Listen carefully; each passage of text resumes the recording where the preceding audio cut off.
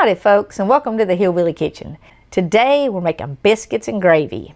Now biscuits and gravy is a truly classic Southern breakfast. And by the end of this video, you will be able to make biscuits and gravy that will rival the best biscuits and gravy ever made. It's a truly simple recipe and you only need a few ingredients. There's a lot of substitutes and it's one of those ways of stretching your food and making it go farther. What you need is some flour, and I'm using self-rising today because it's easier, but I'll give you all the substitutions. You need some fat. You don't even really need any kind of meat. And you need milk and some salt and pepper. That's basically all you need. But before we get started cooking our biscuits and gravy today, would you please take just a second and subscribe to the channel, click like on the video, share it, leave us a comment and say howdy so that we know you're out there. It would truly mean a lot to the channel and it would mean a lot to my family. Thank you so much. Okay, for our biscuits and gravy today, we are using sausage and we're using a whole pound of sausage because we're gonna make a great big pot of gravy here. Feed a big crowd.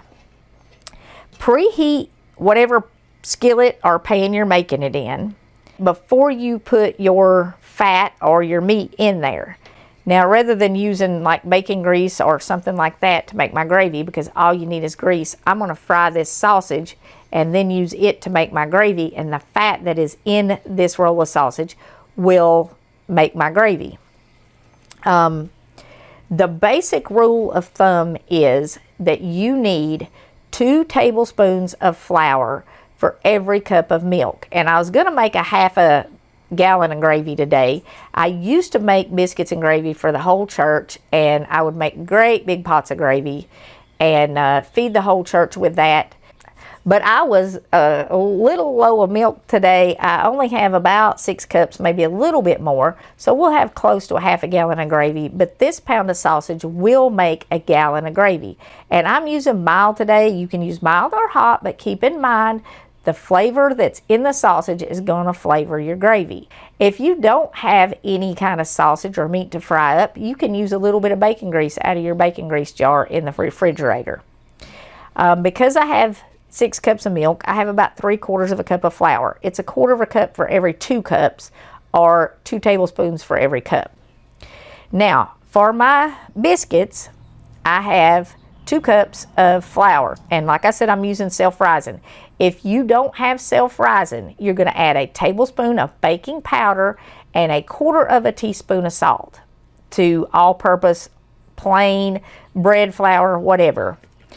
And you don't have to sift it, but one of the secrets to getting really light fluffy biscuits is use a sifter like Grandma did. Now the next step is we're going to cut in our fat. And I'm using butter today. For the 2 cups of flour, I have 1/4 cup of butter. You can use shortening, you can use lard or some other fat if you would like. I really like the flavor that the butter gives the biscuits. Take your time with this step because after you get this mixed in, you don't want to work your biscuits much when you add your milk. And the only other thing we need for our biscuits is 3/4 cup of milk. You can also use buttermilk if you'd like. I'm just using a fork to cut this butter in, and I'm going to use my hands a little bit too. You can't make biscuits without using your hands, so make sure you wash them first. Once I get it kind of cut in, I'm going to take my fingers and just kind of finish working that in there until I get it about the consistency of sand. The smaller your chunks of fat, the better your biscuits are going to be. They also make a pastry blade for this. It has like 4 or 5 blades. I've got one somewhere, but I don't know where it is. And I never seem to be able to find it when I'm making biscuits or pie crust. They do work really well though if you have one. And sometimes I use a whisk to cut it in because it has a lot of blades, kind of like the pastry blade. And most of us have a whisk and it works pretty well. And once I get this busted up a little bit more with my fingers, I am going to use a whisk because I want to put just a little bit of the air I'm mashing out of my flour back into it. Normally what I would do when I make biscuits, because one of the things that make them good is once you get them all made, let them sit just a couple of minutes 5-10 minutes while your oven preheats before you put them in the oven. But for the sake of time this morning, I've already got my oven preheating, and while my biscuits are baking, I'm going to make my gravy. Now that looks pretty good, and I know white does not always show up, especially up here, but I hope you can see how fine the lumps are in this now, because you want them as fine as you can possibly get them. Take your time with this step here and really cut that fat in there good. And a lot of folks will freeze their butter and then shave it and all this stuff. I don't see the purpose for that. I usually use room temperature butter. Just make sure you cut it in good before you add your milk. We'll go ahead and dump this sausage in here and watch me get distracted and burn it. Normally though, like I said, what I do is I get the biscuits all ready, and while the oven's preheating, I do other stuff. Now you definitely do want to wait until your skillet is preheated before you put your sausage in. And what that will do is it will kind of keep it from sticking. And because we are using all this sausage in our gravy, we're just going to bust it all up. We're not frying any sausage patties or any of that stuff today. Of course, you can fry some sausage patties or some bacon. You can make eggs to go with this. But just biscuits and gravy is a breakfast. And if you got to do a breakfast for a big crowd, making a big pot of gravy like this is a really cheap way to feed a whole lot of people. And it don't take a whole lot of effort. All right. Now, once you got your fat cut into your flour, we're going to come back over here to our biscuits while our sausage is cooking. Go ahead and add your milk all at once. And then combine your flour and your milk. Now, once you add your milk, you do not want to overwork your dough. This is not yeast bread. If you work it a lot, your biscuits are going to be tough, and they're going to be hard, and they're not going to be light and fluffy, and they're not going to be good with gravy. All right. Now, we kind of got it combined there. We still got a little extra flour on the edge of the bowl, but that dough is plenty fine to start rolling it out. You do need a little bit more flour on your surface, your countertop, whatever you're rolling them out on. And I do recommend put something down, a piece of wax paper, parchment paper or something. It's just a mess to clean up if you don't. Give your sausage a stir every once in a while. And we do want to kind of bust this up as it's cooking, because obviously we don't want chunks like this big in our sausage gravy, or at least I don't. And if you're going to use a whole gallon of milk, you definitely want it busted up fine. Everybody at my house likes sausage in the gravy, but they all like it in little bitty pieces. And a lot of times, you know, if you get it at a restaurant, they'll use those sausage patties and they just kind of break up the sausage patties in the gravy. That's not the same. This is way better. Okay, once you got a little flour on your surface, go ahead and dump your dough out.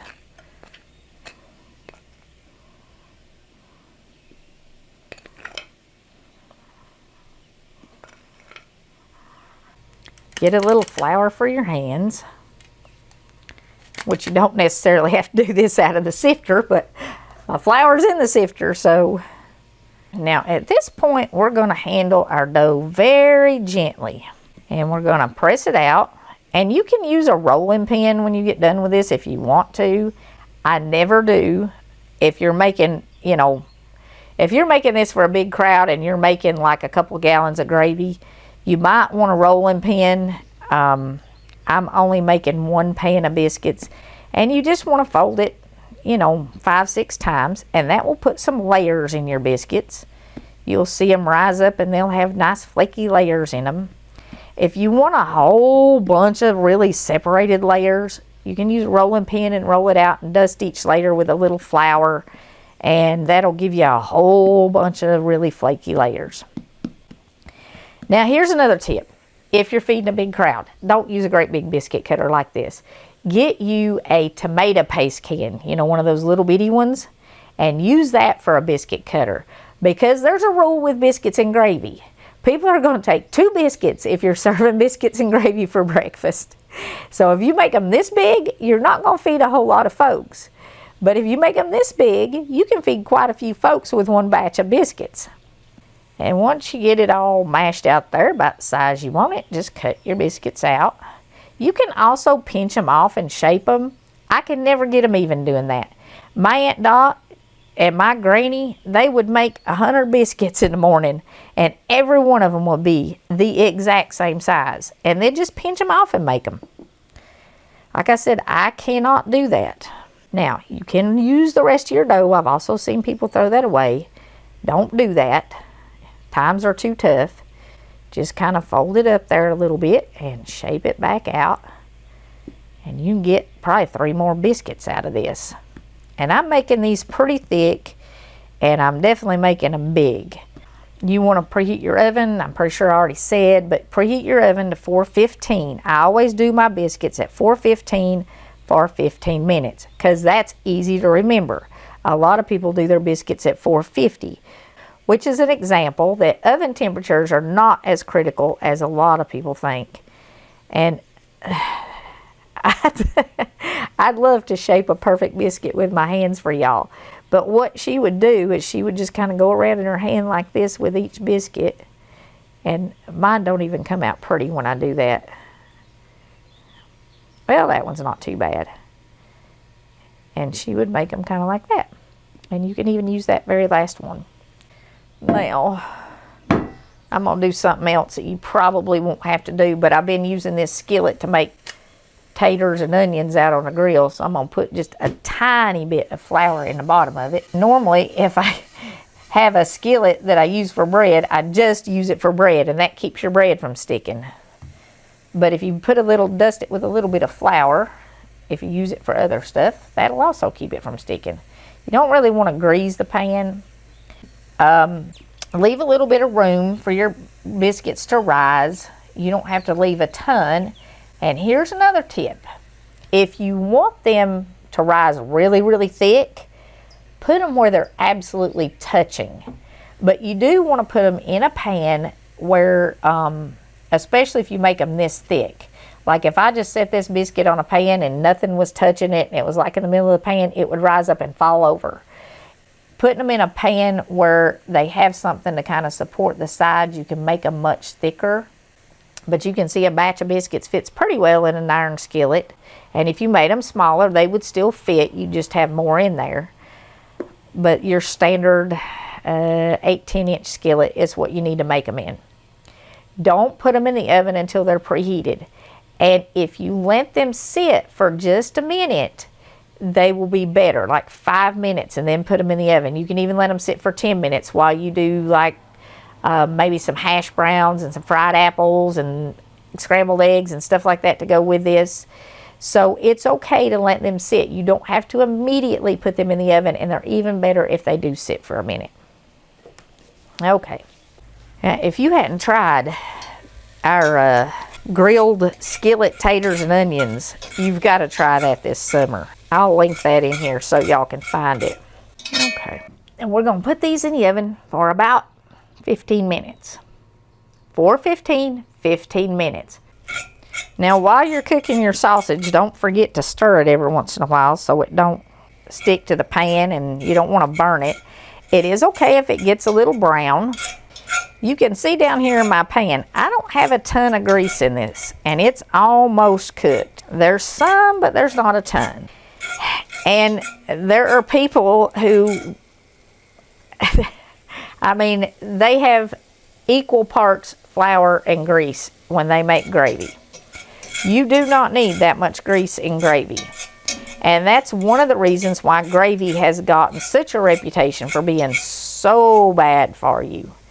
And a lot of folks I know will add bacon grease into their sausage if it's like this and it doesn't have a lot of grease.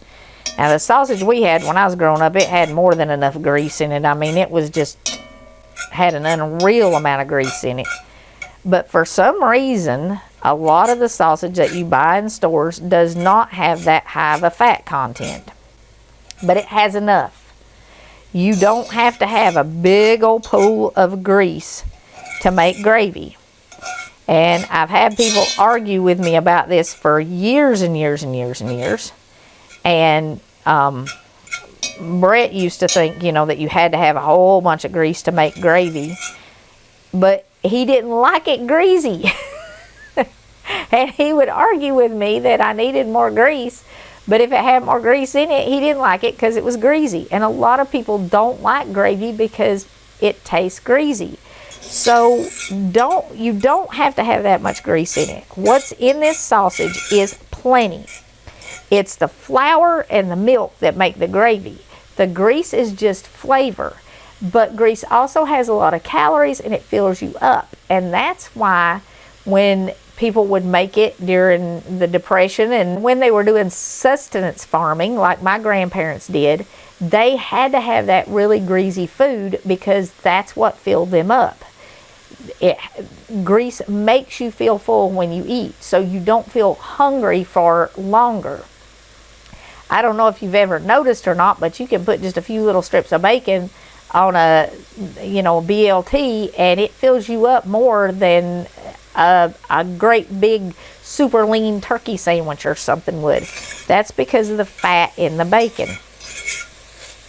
But anyway, most of us today do not need that much fat. And I know I don't need that much fat. Now, if you're just making a couple of cups of gravy, you can just use your skillet. But because I'm making this much gravy, I got out my Dutch oven.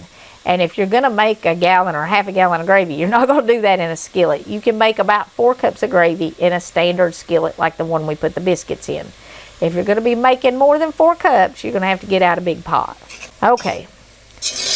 Cook your sausage until it's completely cooked, because we're not going to cook it much longer after we add the flour and the milk and all that stuff to it. So if you're using sausage in here, make sure you cook it until it is completely cooked. Now, I have up a video and I will link it. It's on how to make this same kind of milk gravy just using your leftover bacon grease out of the refrigerator if you don't have any meat. And that has the measurements for just fat. If you're just going to put fat in here, you can also make milk gravy with just butter. Now, it's not going to have as much flavor as the bacon or the sausage, and this is going to have way more flavor than using bacon grease, just because it has the meat in it. But also, because it has the meat in it, it makes more of a meal. All right. I'm going to go ahead now and add my flour. Another tip, a big tip, pay attention to this one. You want to cook this flour. If you just dump the flour in and then you dump the milk in, you're going to taste raw flour. So you want to cook this flour. You actually want to toast it, brown it, cook it. Make sure it gets cooked before you add your milk in. And you can add in any kind of pepper that you want into this. If you want to add in some hot peppers, if you had mild sausage like I did, but you want hot gravy, you can add in some red pepper flakes, which is basically the difference. If you want it spicy, and a lot of people do like hot gravy. Salt and pepper is to taste. I add quite a bit of pepper. I like the black pepper flavor in my gravy because that's what I grew up eating. So I'm doing a pretty good amount, and I may add some more, probably at least half a teaspoon. But go ahead and stir this and toast that flour for a few minutes. And as I stir this in here, even though there was not really any visible grease in this, you can see the flour, the grease that's in this is soaking up the flour. The white is going away, and by the time we get done stirring this, all the white will go away. So it has enough grease in it. You just need enough grease to soak your flour up. And this is called a roux, by the way.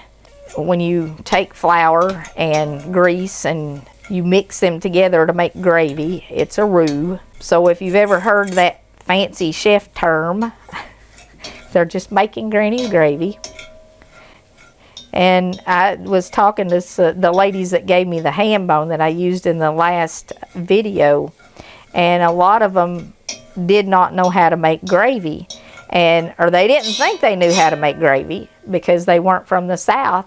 But I was talking about how to make it, and they go, oh, it's just like, and I can't remember what they called it. But there is not a cook in the world that has not made some version of gravy. Okay, now I want to show you this. You can see here that our flour is like sticking to the bottom of the pan. That's okay. It's going to do that. When we pour the milk in here, that's all going to come off the bottom of the pan. And where that toasts, it's going to give your gravy a lot of flavor. It's going to give it as much flavor as the sausage and the fat. That's why you want to make sure you cook your flour, because you don't want the flavor in your gravy to be raw flour. Okay, after you've cooked your flour for at least 5 minutes, then you can add your milk. Now, here's another big tip. If your gravy comes out too thin, do not add more flour, because if you add flour to hot milk, it will lump up and you will never stir those lumps out. Even though our flour is like all cooked onto our sausage and it's stuck to it and everything, and it's stuck to the bottom of the pan, when we add the cold milk to it, it's going to dissolve in the milk. But once your milk gets hot, you cannot add more flour. You cook it longer. If you cook it longer, it will continue to thicken. If it's too thick, you have to add more milk. Okay, add it all at once while you stir.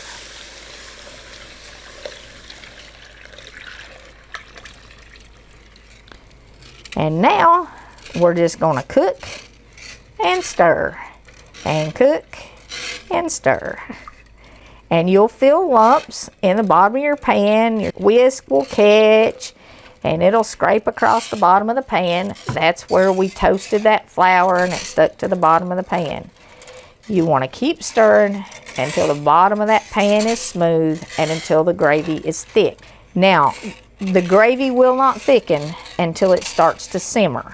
It won't come to a rolling boil, and you don't really want to heat it to a rolling boil. You just want to get it to a simmer.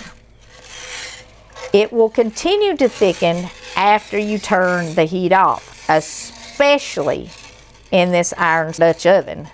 So, as soon as it starts to thicken, you want to cut it off. If you're using an electric stove that will hold heat, like the glass top stove over here, and you leave it sitting on the stove eye, it's going to continue to cook and it's going to continue to thicken. So once it starts to thicken, before it gets as thick as you want it, you want to cut it off.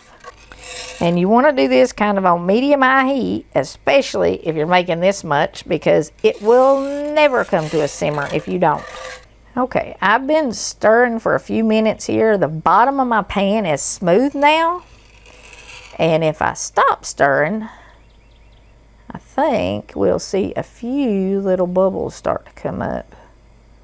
Yep, kinda. So it's starting to simmer. And it is barely starting to thicken. But we're going to continue to cook it for just a little while longer. And you don't want to go for a long period of time right now without stirring, because if you do, it will scorch and it will stick to the bottom of the pot and it won't be good, or the skillet if you're just making a couple of cups. Oh, our biscuit should be ready. Get our biscuits out here. Oh yeah, these are some good looking biscuits. They are golden brown. They are thick. And maybe you can see they have nice layers in them.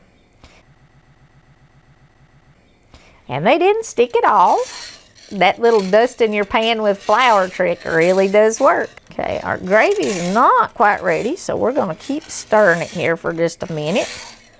And while my biscuits are hot, and I know we put butter in them, I like to take just a tiny bit of extra butter and kind of go over the top, and it just gives them a little extra flavor, and it makes the tops they're softer. Now if you want a really crunchy top on your biscuit, don't do this, but I like that softer top, and it seems to go better with biscuits and gravy too. Just a little bit of butter, not too much. And remember, don't let that gravy sit here too long. Well, it's still not really simmering. If you don't have an oven and you want biscuits, we do have up a video for how to cook your biscuits on top of the stove. And I'll link that recipe in right up here so you can make you some biscuits just like these, and you can make them on top of the stove. You don't have to have an oven. You can make biscuits when you're camping or, well, anywhere. They're prettier in the oven, but you ain't got to have it. And in the summertime, you might want a biscuit, and you might not want to heat the kitchen up to 415 degrees with the oven. All right, our gravy is starting to thicken now. I had to turn this little stove all the way up. I don't know if you can see or not, but when I stir it, when I run the spatula through it, it's kind of starting to leave a trail. It's just barely starting to thicken. We're not quite to where I want to cut it off at. Some folks might like it this thin, and keep in mind, it's going to be at least twice as thick when it gets, after it sits for just a minute. Now, if it gets too thick, like I said, you just add more milk. And if you want to make a whole bunch and have enough gravy for the week, like if you want to do a big pan of gravy like what I'm doing right now and put it in the refrigerator so that you can have it for breakfast through the week, when you reheat it, just add a little bit of milk to it to thin it back out and warm it back up on the stove. And you can reheat this all week long if you want to make it on the weekend so you've got it for breakfast before you go to work or before the kids go to school or whatever it is they're doing. All right, now we're really starting to see it thicken, and I can feel it thickening. You can feel it, it gets a little resistance when you stir it. And it's definitely thicker in the bottom where the heat is than it is up here on top. That's one of the reasons why you continue to stir it. All right, I think that is probably about as long as we want to cook it. When it starts to stick to the sides of the pan like this, it's getting thick. And when you can see the sausage staying up as you stir it, it's thick. And you can also feel it down in the pot how thick it's getting. It's more of a feel thing. If I was just had 2 cups in my skillet, you'd be able to see a trail in it. And that's harder to see when you've got this big pot of gravy, but you can kind of see what I'm talking about. It like pushes to the side. It's definitely getting thick, and you can see it sticking even to this whisk, that it's getting thicker, and it clings to all the sausage pieces and stuff. So you don't want to cook much past this point because it will continue to thicken. And you know, if it's not thick enough for you, just cook it more. Don't add more flour. That 2 tablespoons per cup of milk is a pretty safe rule. It will thicken with that much flour in it. I'm going to go ahead and cut this off. And that's a pretty cheap breakfast. If you're feeding a big crowd, it's a pretty cheap breakfast if you want to make it on the weekend and then warm it up every day before work. A pound of sausage is, I don't know, $4 or $5, but you can feed a lot of people with it. A gallon of milk's also $4 or $5, but it's still a big crowd feeder. In all honesty, a biscuit this size and half a cup of that gravy is more than a serving. That's why I said if you're feeding a lot of people, make little biscuits, because people will take 2 of these and they'll take 2.5 cups of gravy. And it won't feed so many people if you make great big biscuits. But especially if you're making them just to take for breakfast before work or something, you can make them this big and, you know, enjoy them every morning. We're going to dip some of this out here. You can see how much thicker it's getting now that it's turned off, and it continues to cook, so don't cook it too long. It definitely is thickening up. It's not going to have to sit there long. You can kind of see there. That looks good. Okay. We'll take this really pretty biscuit here. That is a pretty biscuit right there. And it was so simple, just 3 ingredients. Lots of folks like to tear them up in little pieces and put them on their plate and then pour their gravy over it. You can do it however you want to. And like I said, one this size, look at how flaky this is, y'all. 3 ingredients, and it just takes a minute. And you've got these wonderful flakes in there. Put your gravy over that. Personally, I'm a dipper. I like to have a big pile of gravy or a puddle of gravy, and I dip my biscuits in it. Maybe in the comments you can tell us if you like it halved or if you like to tear it up in pieces and pour the sausage and gravy over it, or if you're a dipper like me. But that is a truly delicious breakfast. It is very filling and pretty cheap to make still, considering the way times are. And since times are so tough, before we go, I want to share Matthew 11:29 and 30 with you. Take my yoke upon you and learn of me, for I am meek and lowly in heart, and ye shall find rest unto your souls. For my yoke is easy and my burden is light. A yoke, for those of you who aren't in the country, it's like a bar, usually wooden, that goes across the back of an animal or a person. A lot of people would use them to carry stuff. They would put the yoke on and then they would hang stuff off both sides of it, water buckets or feed for animals or whatever. But a lot of times it goes across to beasts of burden, ox, mules, horses, whatever. And they will work together as a team.